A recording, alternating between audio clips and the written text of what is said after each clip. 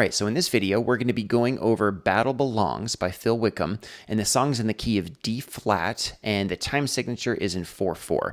So my idea for this song is at the very, very end, the drummer does kind of a triplet fill to end the song on this one chord.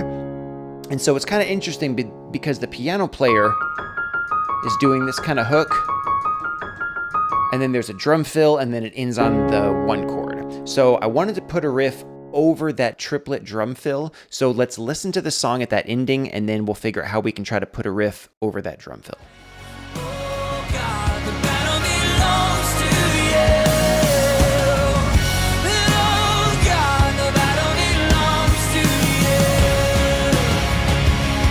So here's the drum fill right here, and then it ends on the one. So the subdivision that I wanted to use, in this case, it's pretty simple because we're going to follow that triplet drum fill. So the song is in 4/4. 1, 2, 3, 4. And then the triplet that the drummer's using, it's a 16th note triplet. So it would be triplet, triplet, triplet, triplet, triplet, triplet, trip, like that. So there's kind of two triplet sounds inside this quarter note hit. So the next thing we have to do is find our starting or ending note.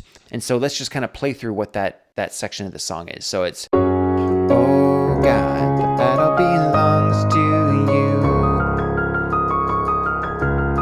And then here's the drum. Triplet,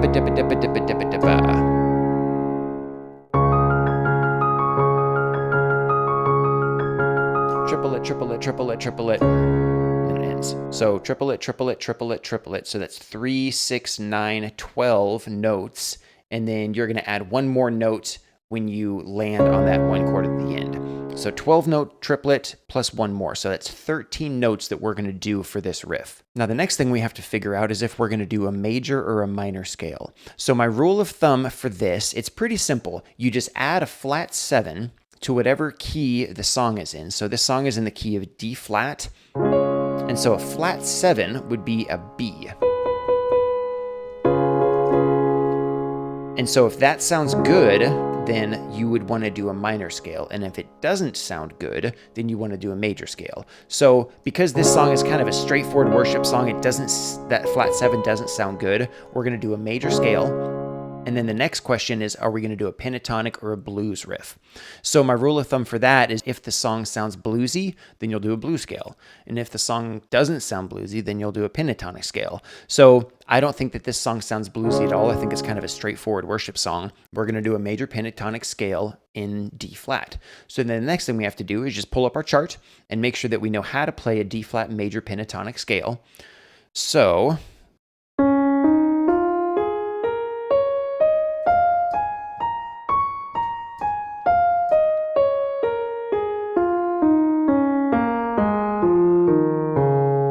and you kind of run through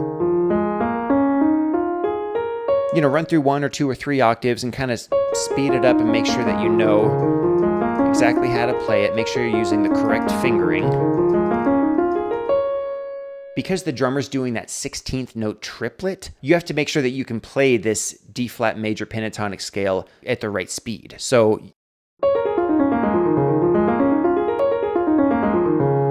right, so if you can't play it at the correct speed, then you're going to have to figure out a different subdivision to use that works with how quick you can play that scale. So now we just have to figure out where we're going to put this riff. So I think the easiest thing that makes sense to me is because we're ending the song on this D flat, I think the riff should end on a D flat.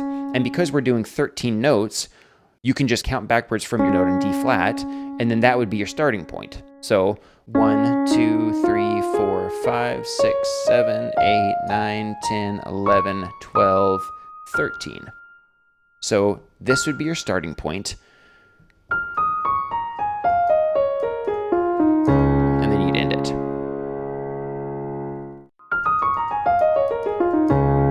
Like that.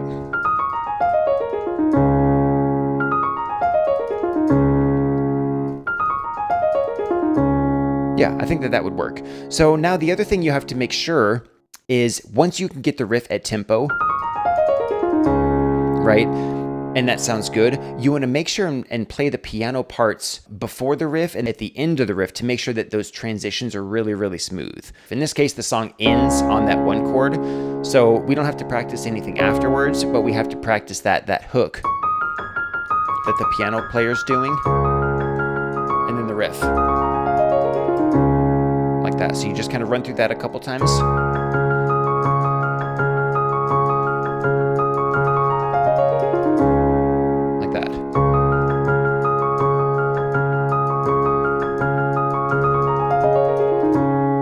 And notice on my left hand how I'm kind of keeping tempo, those quarter note rhythm hits.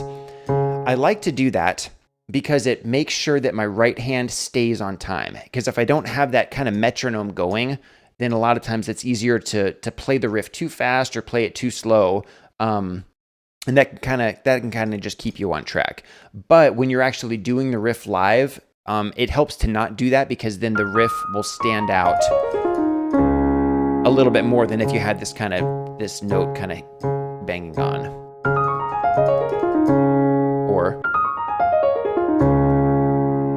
So let's play the chorus into that hook, and then we'll do the riff, and then we'll end it, and we'll see how that sounds.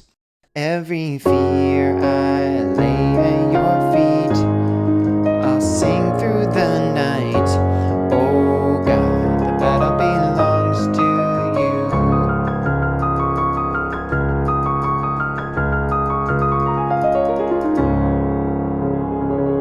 Like that. So once you practice that enough times and you can play the piano parts before and after the riff and make it sound really, really smooth, go back and play it with the song to make sure that it sounds good in context with the rest of the band. So let's go ahead and do that and play it with the song just to make sure everything sounds good.